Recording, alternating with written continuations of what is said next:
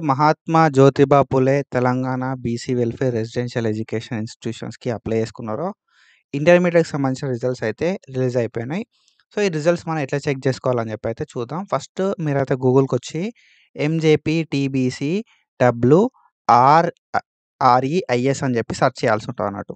ఓకేనా? So, MJP TBC WREIS అని చెప్పి సెర్చ్ చేసుడుతోనే మీకు ఫస్ట్ వెబ్‌సైటే ఇక్కడ కనిపిస్తది. సో, ఈ ఫస్ట్ వెబ్‌సైట్ బీసీ వెల్ఫేర్ అని చెప్పి కనిపిస్తది. దాన్ని మనం ఓపెన్ చేసుకోవాలి.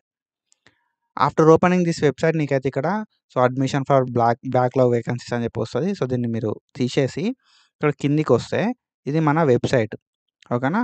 సో, ఈ వెబ్‌సైట్ లోపల మనం కిందికొస్తే మనకిక్కడ click here to submit your online application అని చెప్పి గ్రీన్ కలర్‌లో ఒకటి చూపెడుతది.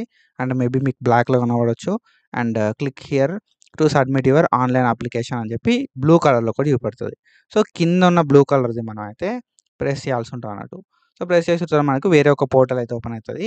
ఎంజేపీ టీబీసీ ఆర్‌జేసీ సెట్ అని చెప్పి 2025 అని చెప్పి చూపెడుతది.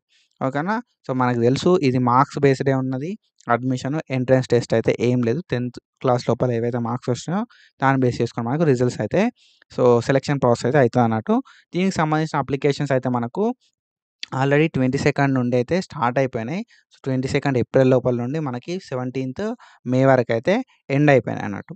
సో, దీనికి సంబంధించిన రిజల్ట్స్ అయితే మనకి అనౌన్స్ అయితే చేషిర్రు. సో, ఇక్కడ ఆన్‌లైన్ రిజల్ట్స్ లింక్ అని చెప్పి సర్వీసెస్ లోపల ఉంది. ఓకేనా? సో, ఈ సర్వీసెస్ లోపల ఉన్న ఆన్‌లైన్ రిజల్ట్స్ లింక్‌నయితే మనం ప్రెస్ చేస్తే మనకు ఇట్లా ఓపెన్ అయితది.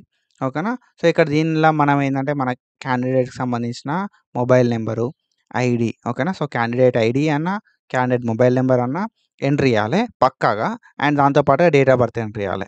ఓకేనా? సో, నీ దగ్గర క్యాండిడేట్ ఐడీ ఉంటే క్యాండిడేట్ ఐడీ లేకపోతే mobile number with date of birth తోటి ఎంటర్ చేసి మనం ఇక్కడ వెరిఫికేషన్ కోడ్ కొట్టి గెట్ రిజల్ట్స్ అంటే నీకు రిజల్ట్స్ అయితే చూపెడతదన్నట్టు.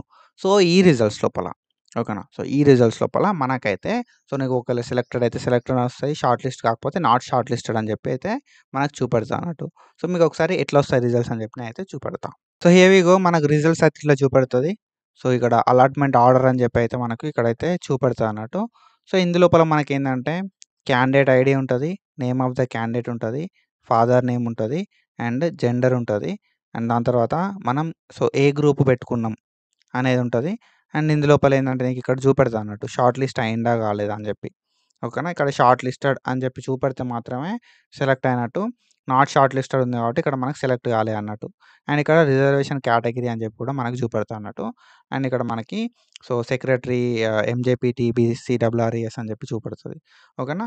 సో, ఇందులోపల మనకు ఇవన్నీ డీటెయిల్స్ అయితే ఉంటాయి. నీకిక్కడ మనం మెయిన్‌గా చూసుకోవాల్సిందేంటంటే షార్ట్ లిస్ట్ అయిందా కాలేదా అని చెప్పి. ఒకవేళ నువ్వు షార్ట్ లిస్ట్ అయితే నీకు మెసేజ్ కూడా వస్తది. ఓకేనా?